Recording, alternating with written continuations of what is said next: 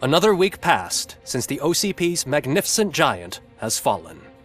OCP's new CEO assured us that the destruction of its headquarters will not stand in the way of finishing Delta City. Japanese corporation Kanemitsu has already shown interest in OCP's most prominent project. We at Mediabreak welcome them with open arms. Delta City, yokoso! From the City of Wonders, we're back to Detroit. The city's debt has reached a new peak. Re-elected Mayor Cusack, asked about his plans for reform, said he had other plans instead. OCP is the weakest it's ever been. We'll sue them even if we need a Japanese lawyer, he assures us. Now it's time to introduce a new segment, You the Detroiters, where we share feel-good stories from our local communities. Disgraced Senator Farrell took hostages at the local theater and called for his reinstatement. However, a former vagrant and the theater's newest employee managed to defuse the situation. When asked why he decided to risk his life, Pickles, a European cinema connoisseur, said that it was simply disrespectful to interrupt the screening.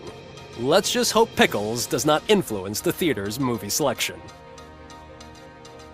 Next up, Sunblock 5000 model nearly torn to pieces by an ED 209 after not adhering to the 209's instructions. The dispute over a parking space could have turned deadly if it wasn't for Dr. Olivia Blanche, a seasoned psychologist who managed to keep a cool head during the 209's intervention. Dr. Blanche's new book, Coping with Loss, is said to be of value to both people and machines alike. A defamed reporter funded by terrorists. After trying to illegally broadcast a hit piece aimed at OCP, Samantha Ortiz has been spotted collaborating with a terrorist group led by a woman known in the underworld as Bertha. OCP denies. We're sorry for the disturbance. Fortunately, this time it was a minor one. Let's move on. A new world record has been set in Detroit. A man called Funeral Bob attended his 1000th funeral this year. The record-breaking funeral belonged to Max Becker, a former OCP executive. As it turned out, Bob was its only attendee. The OCP delegation did not arrive due to a rescheduled business meeting. We hope the meeting went well.